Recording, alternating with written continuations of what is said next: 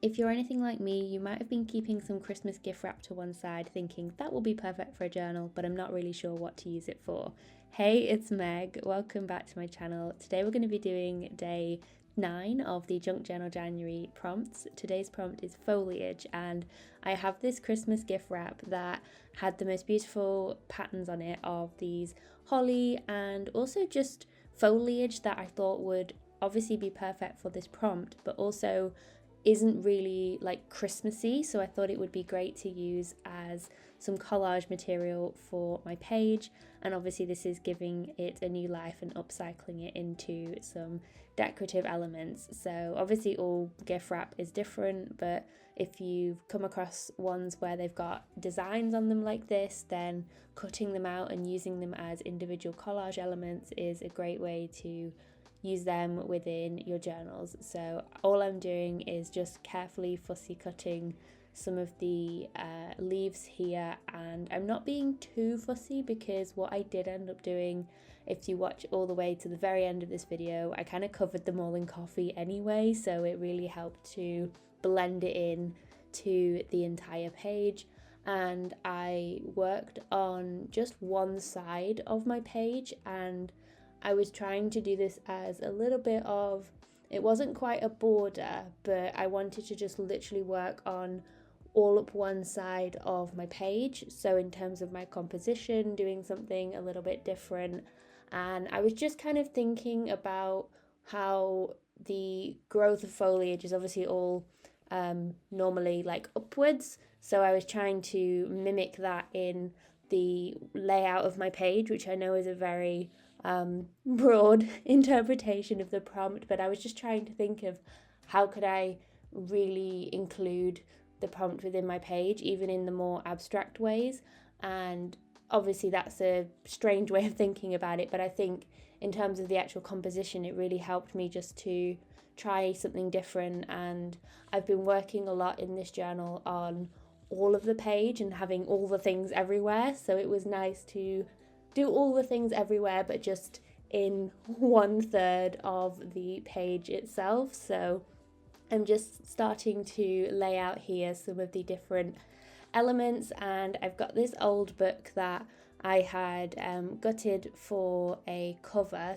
So the cover is being used in another journal, and I had the innards, and because it was an older book, the way that they bound it meant that there was this sort of really old paper in the spine of the book itself. So I decided to rip that off and use it as some of my collage fodder for this page. And in terms of the colour scheme as well, I kept it fairly simple because I really wanted the greens to stand out and pop, because obviously when you think of foliage and trees and leaves, generally speaking, you do think of those greens. So I was trying to use different shades of greens as well. So the green that's in the wrapping paper is quite a traditional leaf green, I think, and then some of the ones in those illustrations there are more like verging on yellowy greens, I think. So it was nice to have that different colour palette on the page here, especially with the more neutral palette that I was using. And I know that today is not neutral like it was yesterday, but I still really love using these colours, so we're going with the greens and the neutrals for today's page. So I'm just spreading them out here along the edge and thinking about how I want them to be overlapped and layered. So you can see there I've got some real nice texture going on with the ripped edges. I've even got the binding, this little threads all peeking out. It's a really textured piece. And then this is my favourite stamp at the minute, so I'm going to use it again on this page, and it's the best for adding little bits around the edges. So I thought that I would add a bit of interest on the top and the bottom using this stamp. And of course it's a foliage inspired one as well, so it matches this prompt perfectly. And the ink that I am using here is one of my favourites. It's a VersaFine in sepia. Again, I just think it matches the colour scheme here really well. And then I have these black and white rub-ons. They are by the brand MU. and they are really dainty little plants and little foliage elements that I thought would be perfect just to add a few of these on my page for some more finer details, a bit of contrast, because we've got such large images going on there. I wanted something that would complement that, so I'm adding a couple of these to my page. And if you're wanting to try out the ME rub-ons, I personally get mine from a shop here in the UK that's called Miso Paper.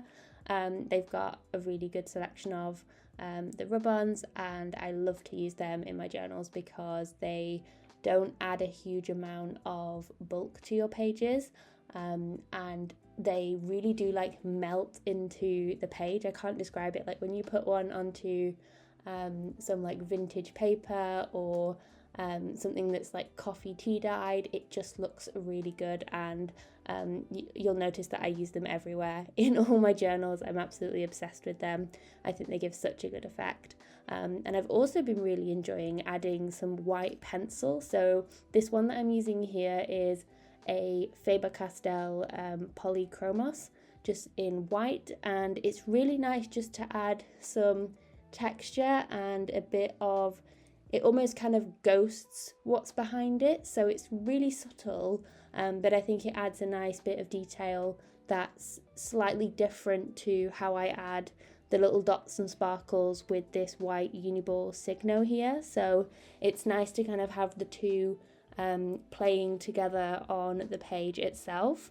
And then I wanted to add some text to this page, but not a huge amount. I didn't want to detract from the collage that I had going on, so I'm just using a little text sticker here that's from My Green Cow and some brown paper just to anchor it onto so that it didn't get lost within everything that was going on, because I think even though I was only working up one side of the page, there was still quite a lot going on here. Like it was still quite busy, and I think this is a good way to work on a page that is quite busy. So I had all that text on the page, but you'll notice how it doesn't really like compete, because I'm not trying to work across everything on the page.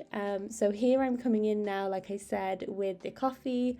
I was just going to add it onto the brown papers, but then I just decided, what if I put it over the wrapping paper elements as well? I wasn't quite sure how it would take it, but it actually really helped it to blend in and took away a bit of that harshness of the white and the crispness of the wrapping paper and helped blend it into the page. So I was really pleased with this little DIY ephemera moment, if you will. And that was pretty much everything that I did for this page. I added quite a lot of coffee here as I'm watching it back, but that was the final result. I'm really pleased. I think this might be a contender for one of my favorite pages. So I hope you have a wonderful rest of your day, and I'll see you in the next one.